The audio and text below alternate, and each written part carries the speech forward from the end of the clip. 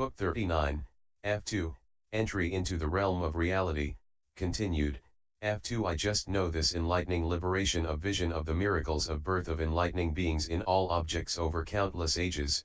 How can I know the practice or tell the virtues of the enlightening beings whose minds are the sources of all eons from moment to moment of consciousness, who manifest birth by meditation on all the principles of the teaching, who are determined to serve all Buddhas, who are intent on realizing all Buddha teachings, who are like reflections appearing to be born in all races, who are born spontaneously in lotus calyxes in the presence of all Buddhas, who have higher knowledge of proper timing in developing all beings, who manifest miracles of birth oriented toward guiding all beings, who show multitudes of miracles in all lands, who are reflected in all conditions and classes and families of beings. In the city of Kapilavastu lives a girl of the Shakya clan named Gopa. Go ask her how an enlightening being should live in the world for enlightening development. Then Sudhana paid his respects and left the goddess of the Lumbini grove. Gopa.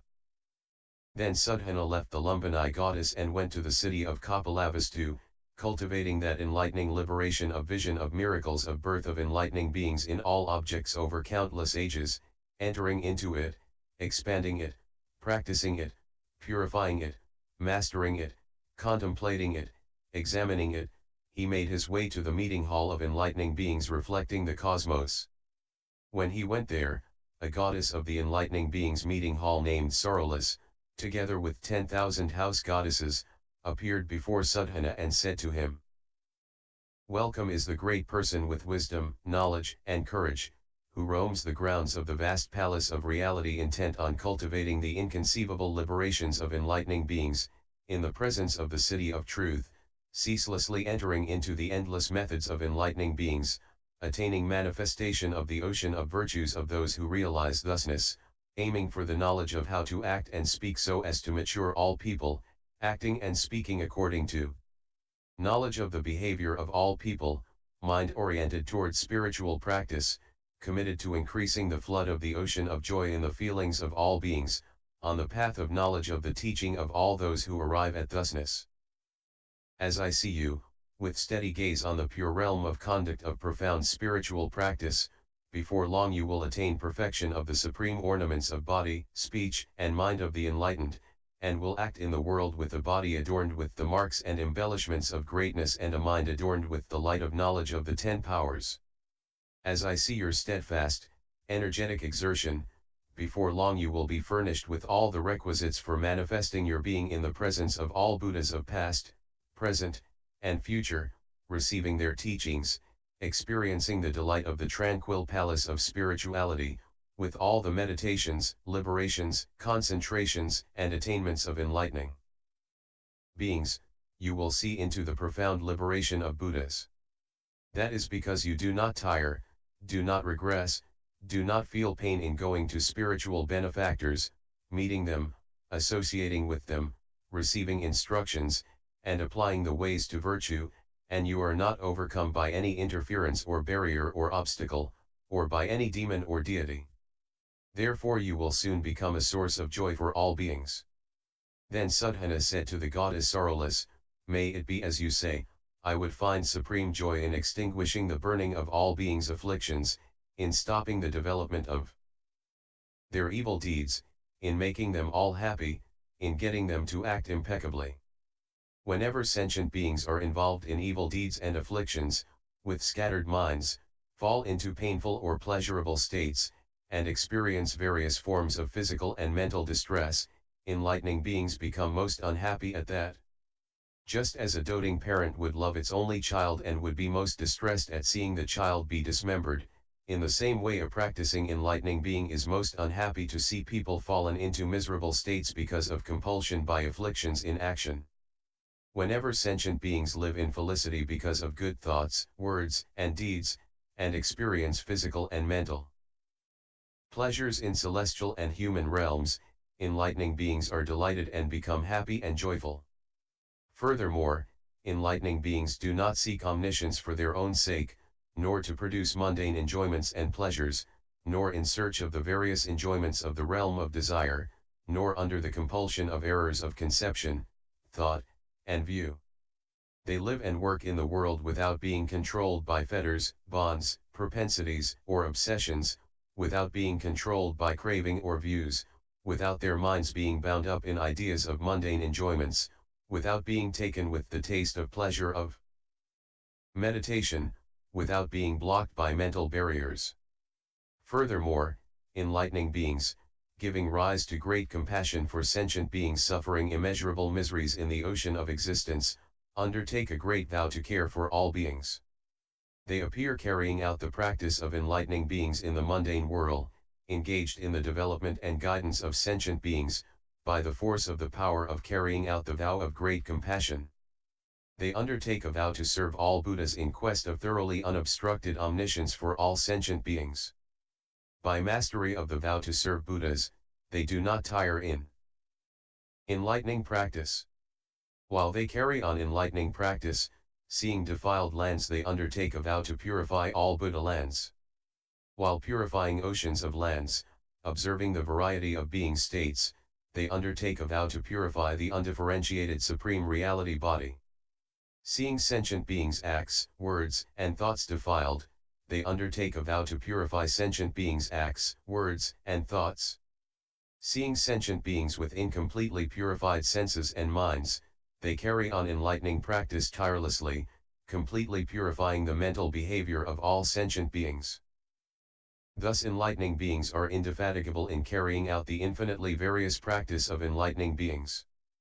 Practicing in this way, they become ornaments of heaven and earth, by producing human and celestial welfare. They become parents, because they bring enlightening beings into existence. They become nurses, leading into the path of enlightening beings. They become guardian spirits, giving protection from the danger of falling into bad ways. They become great mariners, ferrying beings across the ocean of the mundane world. They become refuges, eliminating the dangers of all demons and afflictions. They become resorts, leading to the ultimate state of coolness. They become landings leading into the ocean of enlightenment. They become guides, leading to the island of spiritual jewels. They become flowers, their minds blooming with the virtues of all Buddhas. They become adornments, radiating the light of great virtue and knowledge. They become sources of supreme joy, pleasing in all ways. They become worth visiting, because they act impeccably. They become universally good, perfecting themselves in all respects. They become an ever welcome sight, never appearing disagreeable. They become light makers, emanating light beams of knowledge. They become illuminators, holding the lamp of truth. They become radiant, purifying the will for enlightenment. They become warrior chiefs, stopping the acts of demons.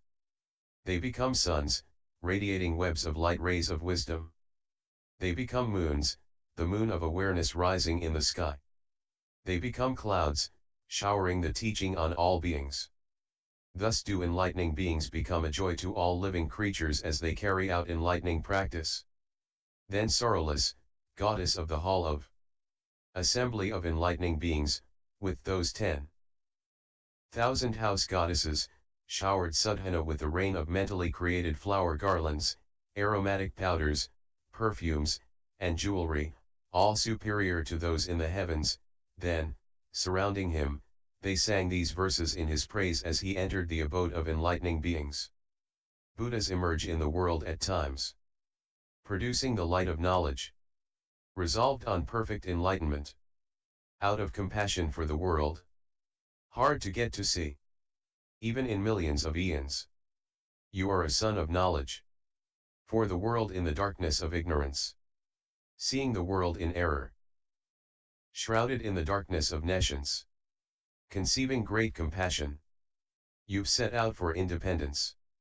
With pure intention you seek the enlightenment of Buddhas. You serve spiritual benefactors, without concern for yourself. You are not attached to the world. You are independent and aloof. You do not dwell in the defilement of the world. Your mind is free as the sky. You practice lofty deeds of enlightenment, beautiful light of virtues. You appear in the world, radiating lights of knowledge. You do not leave the world, nor are you stained by worldly things.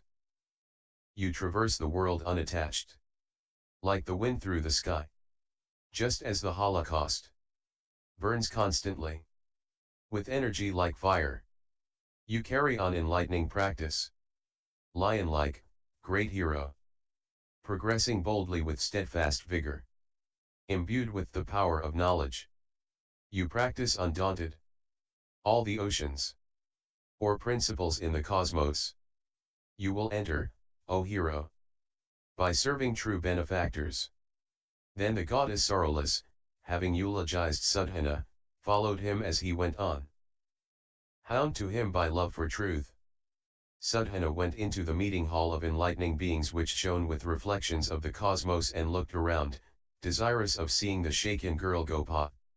He saw her in the middle of the hall sitting on a seat of jewels which reflected the abodes of all enlightening beings, surrounded by 84,000 maidens, all of royal lineage, who had equally established good foundations of the practice of enlightening beings, who had been won over by her generosity in the past, who practiced gentle, pleasing speech, who were taken with the happiness of approaching the goal of omniscience, who were thoroughly absorbed in the common purpose of complete knowledge of Buddhas and enlightening beings, who were sustained by the loving care guided by great compassion, who had purified great kindness, who had already developed the inconceivable skill in means of enlightening beings. All of those 82,000 women were irreversible in progress toward supreme perfect enlightenment. They had comprehended enlightening beings' means of transcendence, and needed no one's guidance in the studies of enlightening beings. Their minds were free from all attachments and aloof of all mundane pleasures. They had cleared the way to the unobstructed cosmos and their minds were rapidly approaching omniscience. They were free from the web of all obstacles and barriers, and transcended all attachments. They acted as positive emanations of the body of reality, dedicated to leading all beings to perfection.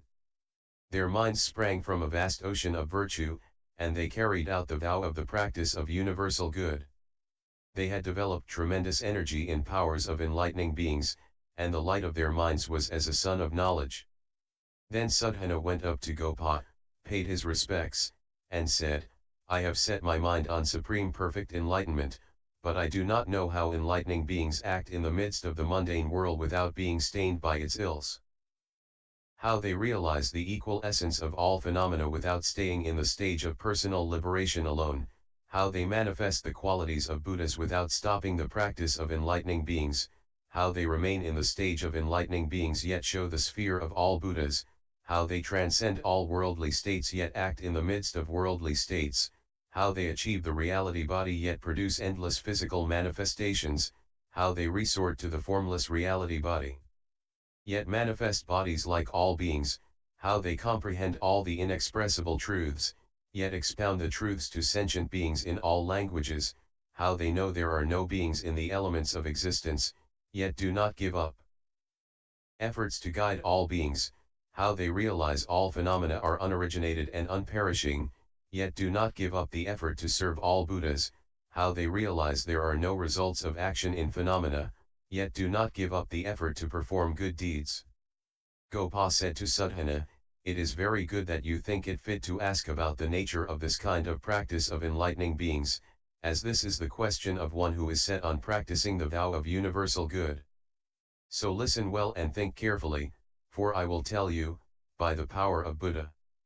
There are 10 things by which enlightening beings fulfill this kind of enlightening practice, the light of total knowledge, like the cosmic net of interrelation of all things. What are the 10? Association with superior spiritual friends, attainment of enormous devotion, purity of lofty goodwill, a state of mind founded on oceanic virtue and knowledge, listening to the great teaching of Buddhas, associating with thought devoted to the Buddhas of past, present, and future, equally following the practices of all enlightening beings, gaining the empowerment of all Buddhas, purity of intent, greatly compassionate in nature, attainment of the basic power of mind to stop all vicious circles. Having attained these 10 things, enlightening beings fulfill this kind of enlightening practice, like the cosmic net of interrelation of all things, radiating total knowledge. Then enlightening beings with unrelenting vigor, having attained these things, developing and expanding them by putting them into practice in endless ways, propitiate spiritual benefactors in 10 ways, by indifference to themselves, by not seeking worldly goods, by realizing the equality of essence of all things, by not turning back from the commitment to omniscience, by observing all the principles of the cosmos, by being mentally free of all existence, by independence in the space of truth, where there is nothing to depend on, by freedom from obstruction in the undertaking of all enlightening beings, by entering all lands, by perfect clarification and purification of the unobstructed sphere of knowledge of enlightening beings. Then, by the empowerment of Buddha, looking over the 10 directions, Gopa uttered these verses illustrating what she meant. Those who set out for vast pure wisdom for the welfare of others, and serve true benefactors honestly, with tireless vigor, seeing them as teachers, carry out practice in the world like the cosmic net. Those whose devotion is vast as the sky, embracing all worlds of past, present, and future, all lands, beings, phenomena, and Buddhas. Theirs is this practice, producers of the light of knowledge. When the will is infinite as the sky, supremely pure, free from the taint of afflictions, therein arise the virtues of all Buddhas, concentrating the whole variety of the cosmic net of practice. The wise who rest on great oceans of virtue, inconceivable, infinite, vast as omniscience. As pure offspring of the body of all virtues they act in the world unstained by the filth of the world. Those who listen to the teaching of Buddhas and tirelessly catch every nuance are lamps shining with wisdom in accord with truth. Theirs is this practice which lights the world. Those who perceive in an instant of awareness the infinite Buddhas everywhere, interrelated, contemplate the ocean of all Buddhas. This is the way into the mind of the enlightened. Those who see the vast audiences of the Buddhas enter the ocean of their meditations and their infinite ocean of vows. This is the practice of those like the cosmic net. Those empowered by all the Buddhas practice universal good for endless ages, reflected in all lands. This is the practice of the lights of truth. The sons of compassion and knowledge emerge, steadfast, seeing the misfortune of the world, and disperse the darkness of delusion with the light of truth. This is the practice of those like the sun, seeing people revolve in the rut of existence. The wise stand opposed to the flow of the mundane whirl, developing the measureless will of true teaching. They practice universal higher goodness and wisdom.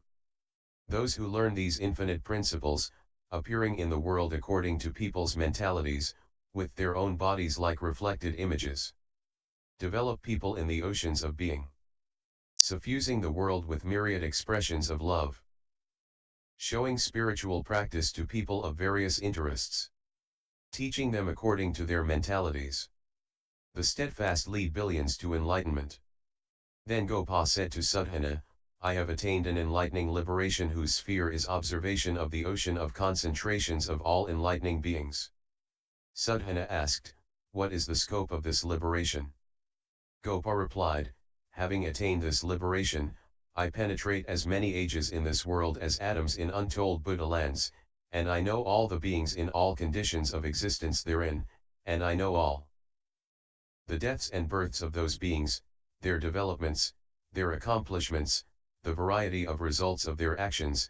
I know their undertakings, good, bad, liberative, non-liberative, certain, uncertain, wrongly fixated, compulsive, non-compulsive, based on good, not based on good, fostered by evil, fostered by good and evil, good by development, bad through neglect. I know the oceans of names of all the Buddhas in those ages as numerous as atoms in untold Buddha lands. I know the oceans of initial inspirations of those Buddhas, the ways they set out for omniscience, their undertakings of the oceans of all vows, their heading for previous Buddhas, their oceans of efforts in the service of previous Buddhas, their oceans of fulfillment of past enlightening practices, their oceans of arrangements of means of emancipation. I also know the oceans of those Buddhas' development and guidance of sentient beings, and I know their oceans of attainment of enlightenment, their majestic displays of mystic power in turning the will of the teaching, and their oceans of miraculous displays of all Buddhas. I also know the differences in the audiences of those Buddhas, and I know the methods of emancipation of the listeners in those audiences, as well as their past roots of goodness, the variety of their cultivation of the path, and the difference in the purity of their attainment of knowledge. I also know the sentient beings who have been led to individual enlightenment by those Buddhas, and I know the past roots of goodness of those individual illuminates, as well as their attainments of individual enlightenment, the doors of liberation mystically developing in their peaceful states, their various spiritual transformations, their development of others, their teachings, and the various freedoms of liberation in their infinite states of concentration. I also know the ultimate extinction of those Buddhas. I also know the oceans of enlightening beings surrounding those Buddhas, and I know those enlightening beings' first cultivation of roots of goodness, their first inspirations and vows, the variety of their vows, the variety of their production of arrangements of vehicles of emancipation by all the practices of enlightening beings, the variety of their perfection of provisions for the path of transcendence, the variety of the manifestations of their practices of the path of enlightening beings, the variety of their provisions for advancing through the states of enlightening beings, the variety of the speed of their advance through the states of enlightening beings, the variety of their spheres of concentration in the stages of enlightening beings, the spiritual manifestations of their advance through the states of enlightening beings, their spiritual states during their progress through the states of enlightening beings, their footholds in the stages of enlightening beings, their practices cultivating the states of enlightening beings, their methods of purifying the stages of enlightening beings, their abodes in the stages of enlightening beings, their characteristics in the stages of enlightening beings, their mastery of the stages of enlightening beings, their science of entry into the stages of enlightening beings, the enlightening being's science of salvation, the enlightening being's science of development, the different states of enlightening beings, the mystic projections of enlightening beings' practices, the oceans of concentrations of enlightening beings, the oceans of methods of liberation of enlightening beings. I also know those enlightening beings' attainments of oceans of various concentrations in each moment of consciousness, their discoveries of the range of omniscience, their tremendous flashes of omniscience, their means of attainment of the forbearance of enlightening beings, their plunges into omniscience. I also know those enlightening beings' travels to oceans of lands, their penetrations of the principles of oceans of phenomena, the variety of characteristics of all things, the mystic projection of the designs of all states of enlightening beings, the oceans of principles of various vows, and the variety of oceans of miracles.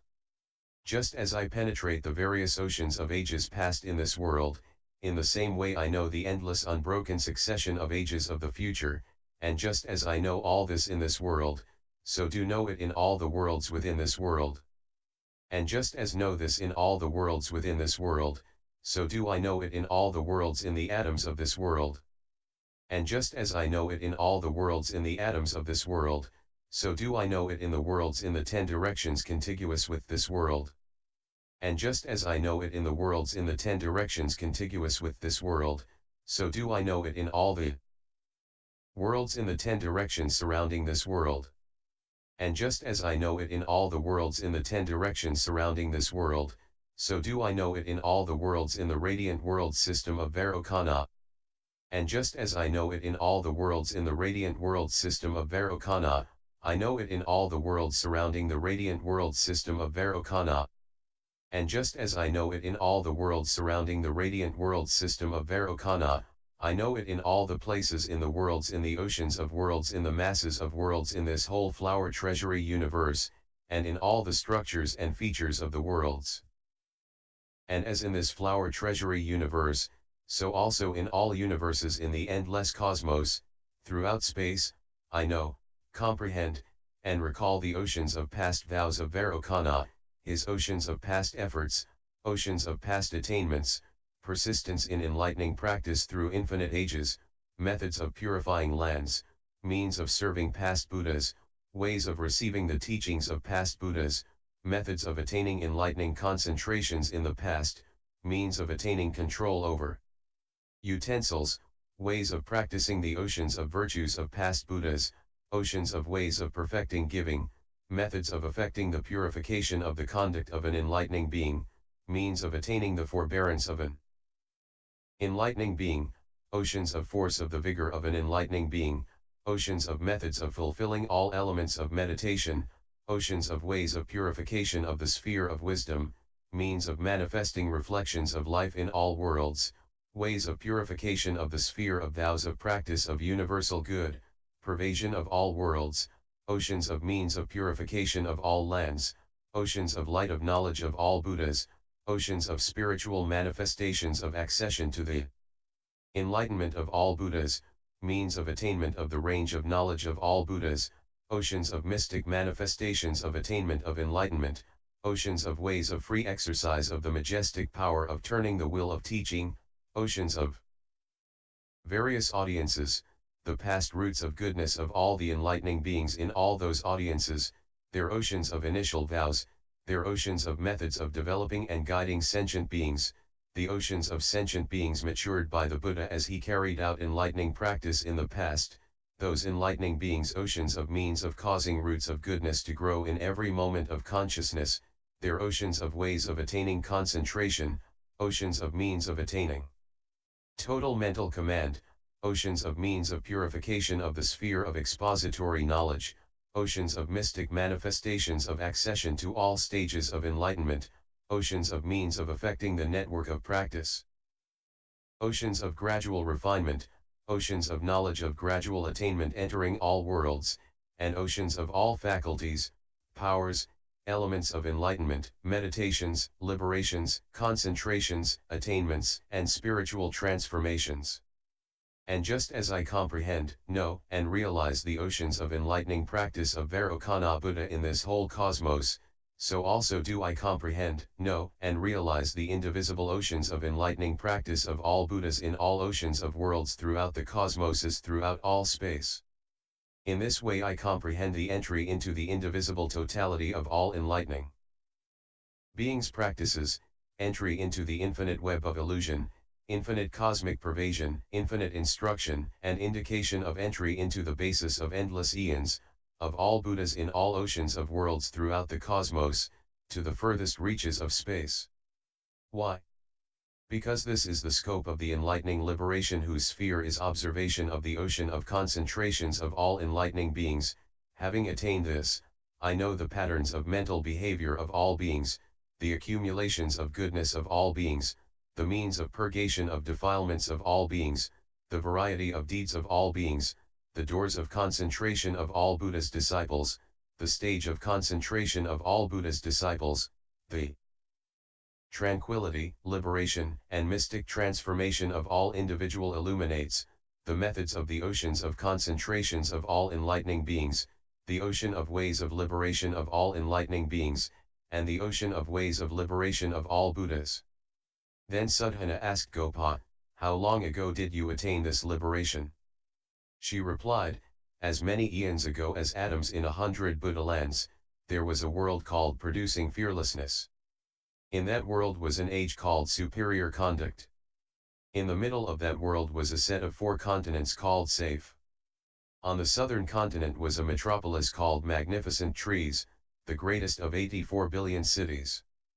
Each of the cities was built on a ground of blue lapis lazuli and was surrounded by walls made of 7 precious substances and 7 moats of fragrant water with gold sand on the bottom, covered with red, white, and blue lotuses as big as cartwheels radiating brilliant webs of light and beautiful scents. They were also surrounded by 7 networks of railings made of jewels and 7 rings of palm trees, and abounded in groves of trees made of 7 precious substances. Above, they were covered with networks of clouds. The grounds of the cities were like jeweled checkerboards, the plots evenly divided by arrays of various jewels. Groups of mystic adepts lived and roamed there, and birds filled the air with pleasing song.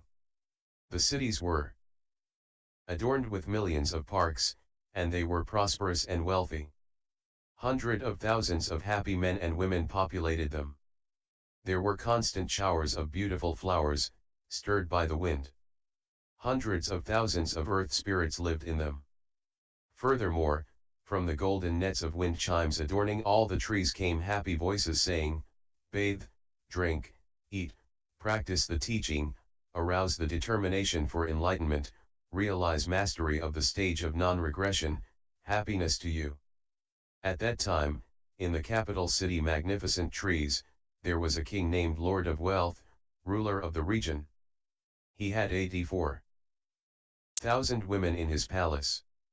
He also had 500 ministers, and also 500 sons, all of whom were brave, powerful warriors, handsome and well-built.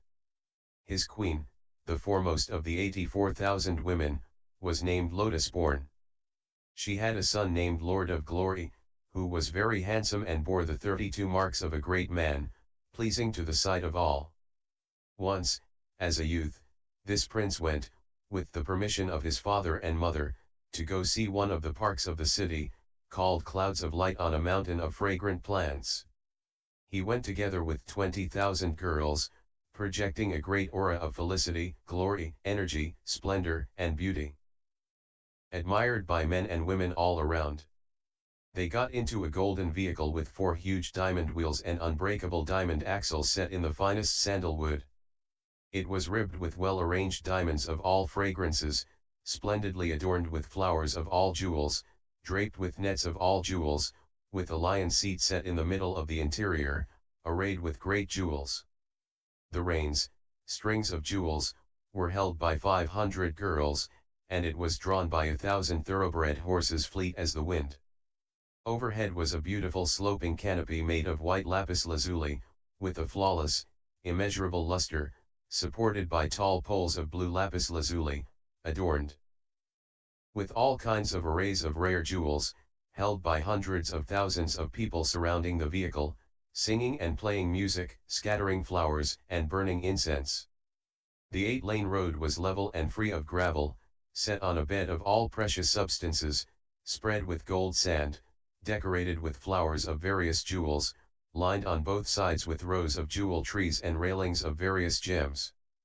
Above, it was covered with nets of golden bells, adorned with canopies of various jewels, and arrayed with many thousands of jeweled banners, pennants, and streamers. Rows of jewel buildings were arrayed on either side. In some of those buildings were precious vessels filled with various jewels, to be given to those in need. In some buildings were all kinds of precious ornaments, for those in need of ornaments. In some buildings were wish-fulfilling jewels, to fulfill the wishes of all beings. In some buildings were vessels filled with all kinds of food and drink, to be given to whoever needed them. In some buildings were celestial foods of all the most pleasant appearances, fragrances, savors, and textures. In some buildings were various delicious celestial fruits.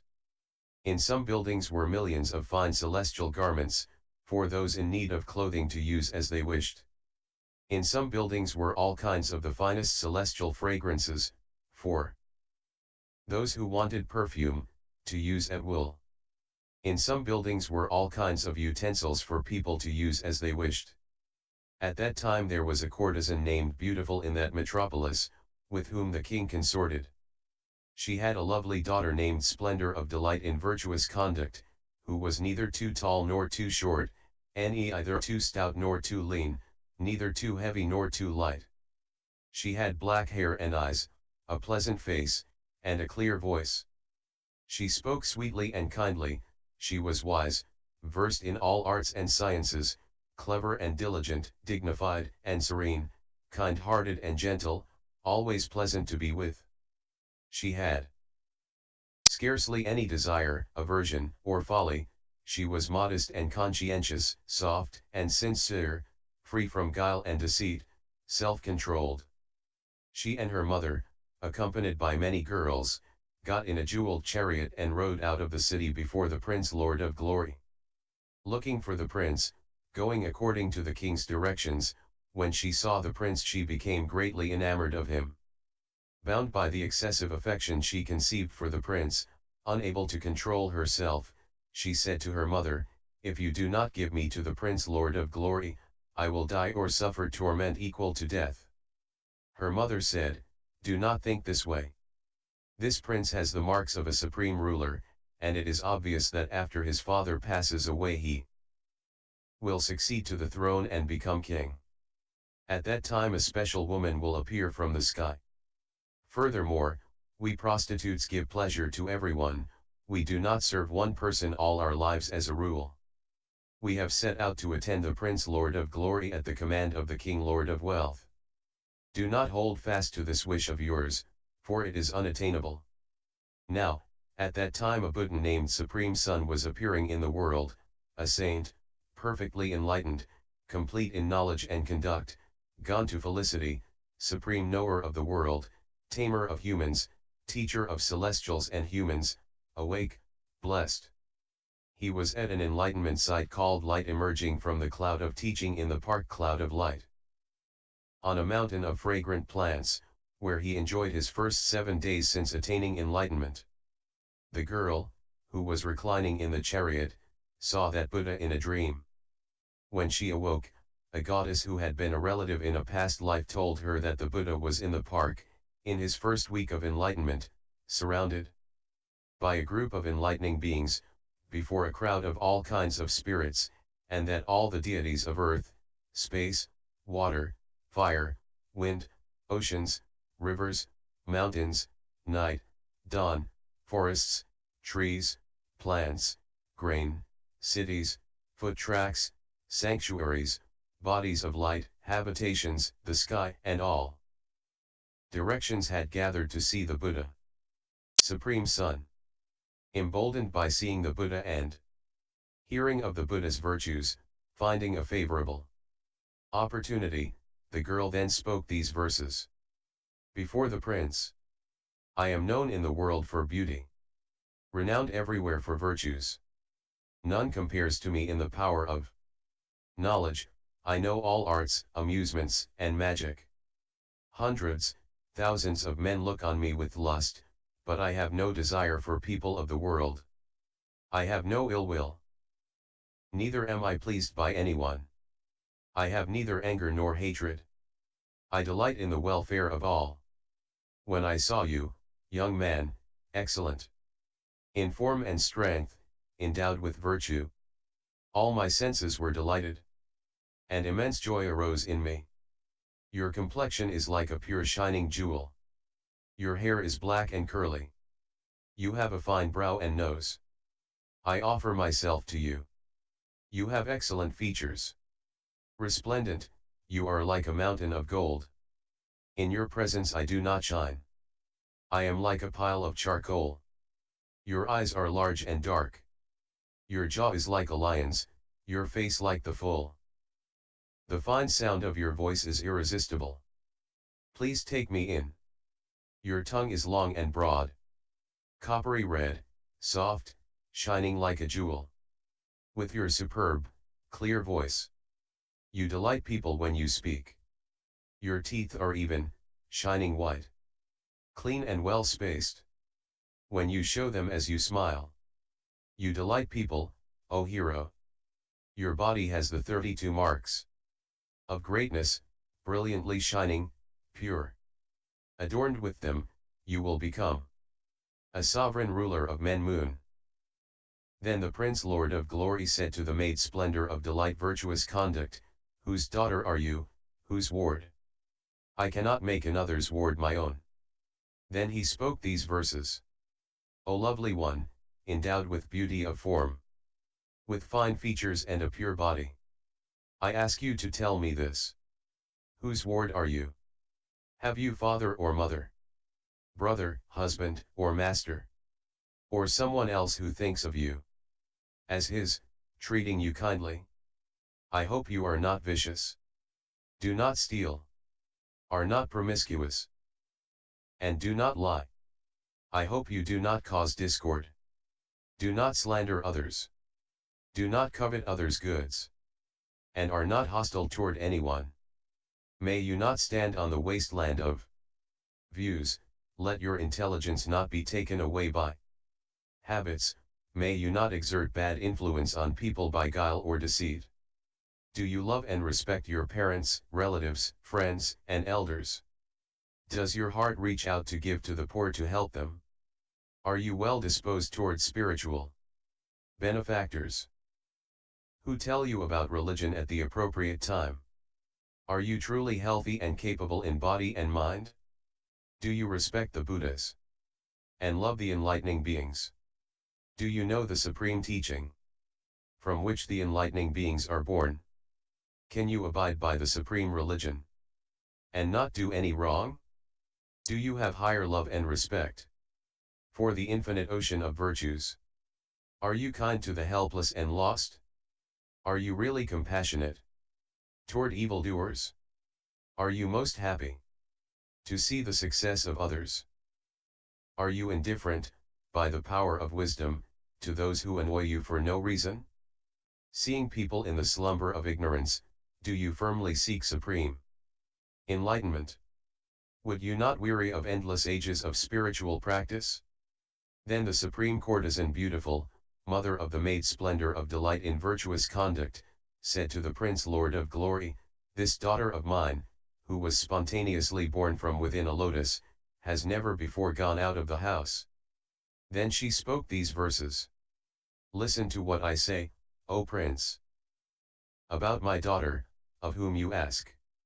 I will tell you of her birth, and how she grew up. On the very same morn as your birth, my daughter too was born, generated spontaneously in the calyx of an undefiled lotus. All her limbs complete, with nice big eyes. In springtime, the best of seasons, when the crops and herbs are growing. In my beautiful grove of sal trees I utterly forgot myself.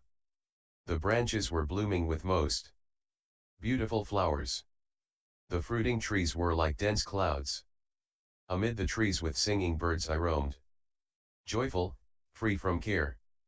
I was with 800 girls, adorned with garlands of flowers, wearing various precious cloths, well versed in song and speech. I sat on the bank of a pond, filled with lotuses of various scents. The area around, strewn with flowers, was filled by those well-cultivated girls. In the middle of the water appeared a supremely fine lotus with 1,000 petals. Its stem was lapis lazuli, its petals were diamond. Its pericarp was pure gold. It had a multitude of stamens of the finest, fragrant jewels, and had a brilliant golden sheen. The people were confused. How could the sun rise at night? Then, the night ended, from the rising sun, stimulating with its glow. There emanated light and sweet sounds, foretelling the birth of this girl. Then this precious girl appeared in the human world, pure in the best of conduct. No deed is lost to the doer, she was the fruition of good actions in the past. With dark hair, lotus blue eyes, a clear voice and golden complexion, finely clad in garlands, she emerged from the lotus, resplendent as pure light. Her limbs are bright, her body evenly balanced, her limbs are complete, her body well proportioned, she shines like a golden statue adorned with jewels, illumining all directions. The finest fragrance of sandalwood wafts from her body, filling the air around her, as she speaks, with celestial sweetness, a scent like blue lotus comes from her mouth. Whenever she smiles, heavenly music plays. This treasure of a woman should not be abandoned to the control of the vulgar. In the world of men no one can be found who is worthy to be her husband, except you, a resplendent figure with the marks of greatness. Therefore, please accept this girl. For she is not short or too tall, not stout or too thin. She is slender at the waist, full-breasted, suitable for you, with an impeccable body. She has perfect knowledge of calculation, writing, symbology, and technical literature. She has mastered all the arts and crafts. in the whole world.